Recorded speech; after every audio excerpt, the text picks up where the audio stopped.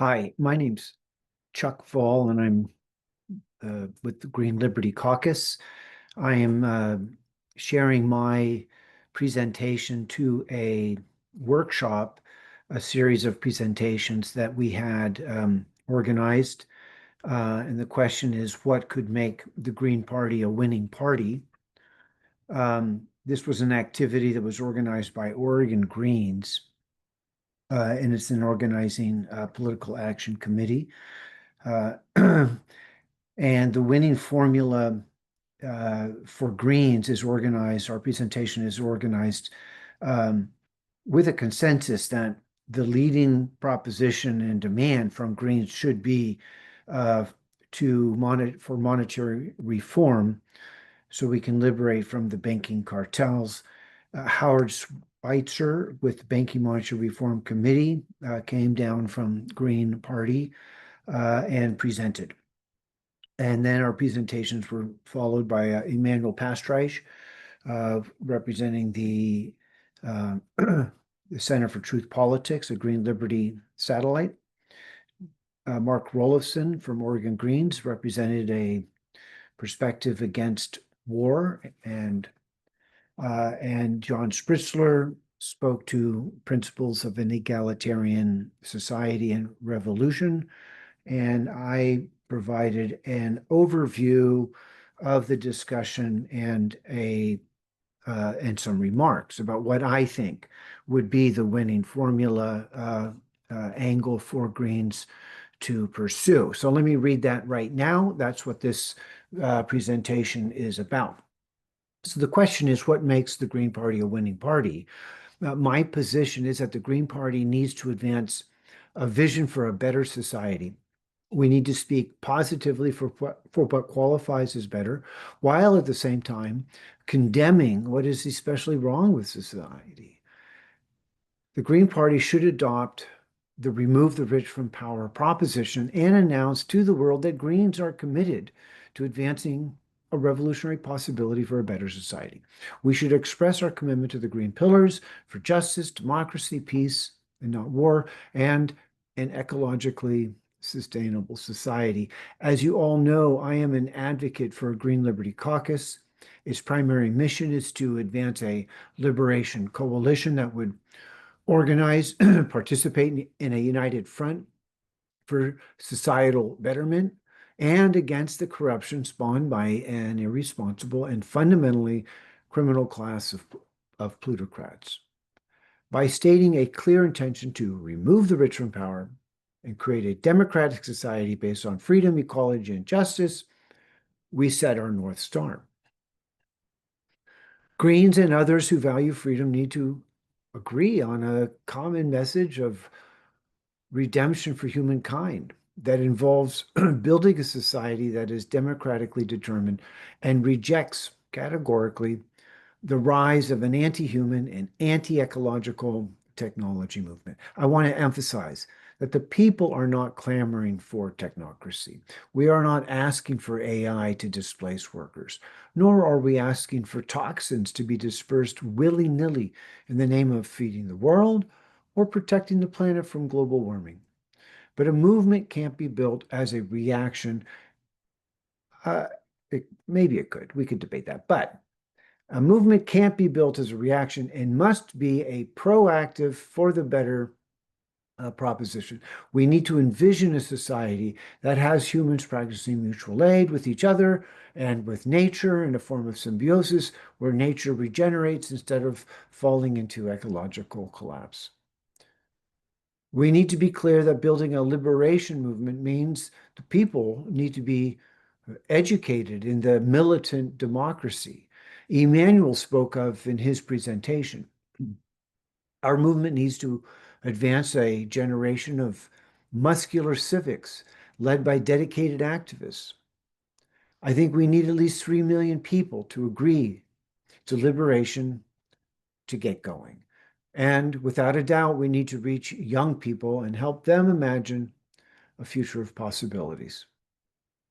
At bottom, the task of a liberation movement is to educate about what a militant citizenship would look like.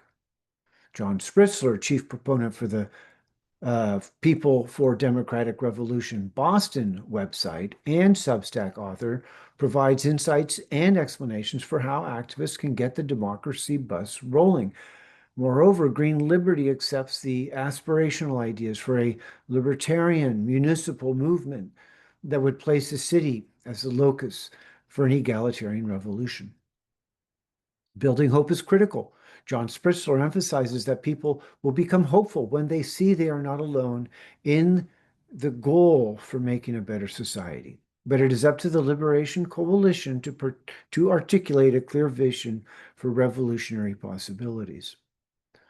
My motivation as an activist is to advance a society-wide conversation about making society better, ultimately to transform society into one that is not ruled or driven by the plutocratic power structure. This means the people, through democratic institutions, take control of their democratic destiny to avoid a certain technocratic fate of a techno-totalitarian dystopian society. Key is that our movement focus on liberating our cities and counties. This is the theme advanced by Catherine Austin Fitts, Paul Deloria from Maui Connection, and many others. However, I recognize that a liberation movement must speak to the core issues people are concerned about in their immediate daily lives. I grappled with this issue in an essay I posted at the Green Liberty Caucus site, Winning Issues Advanced Liberation Coalition. I accept that our movement needs to advance core bread and butter issues. And in the essay, I suggest housing, healthcare, and education would appeal broadly to the young adults with families who would become who we need to recruit. But after addressing these key bread and butter issues and highlighting them in the context of an egalitarian aspiration to remove the impediment of plutocracy, we should then point to the problem of state crimes, the long history of this elite malfeasance, to make the case for a movement that doesn't give up nor would accept reforms that allow the plutocracy to remain in power. As stated, Greens can win if they led strongly against war and the warmongering of the plutocracy. This is the point Mark Rolifson emphasized, and it is key. We need to explain, as Spritzler does, that the plutocracy doesn't just lead our country into war to make profit. They actually breathe war as we breathe air. It would be unnatural for our ruling class to not advance war projects. They do this to divide and conquer and rule over society. As John Spritzler has argued, the vast majority of people know they are being ripped off, but a Green Party that framed the ripoff as a concerted conspiracy by the plutocracy would tap into a wellspring of readiness to be part of a movement. Michael Parenti is the godfather of the truth movement, with his frank discussion of how the ruling class, plutocracy, operates against the people. We should all periodically listen to his lectures for inspiration. Finally, I agree that putting the money issue up front would effectively unite people across the political continuum. The banking and monetary reform advanced by Howard is a democratic response to the 1913 Federal Reserve Act. In 1913, private bankers established their hold on the United States currency. This was done in complete reversal of the findings by the Pujo Commission, which found extensive corruption from the financial elites in the banking and money supply system. A beautiful essay report at Covert Action Magazine, identifying the enemy as the first step in winning the war. Rita Jacobs wrote that. Very insightful historical piece. In our vision for a better society, we are not beholden to the banking cartels and instead have democratic control of our money supply and all other aspects of society. Our society is tending toward a techno-totalitarianism, even though it may not seem like it to many.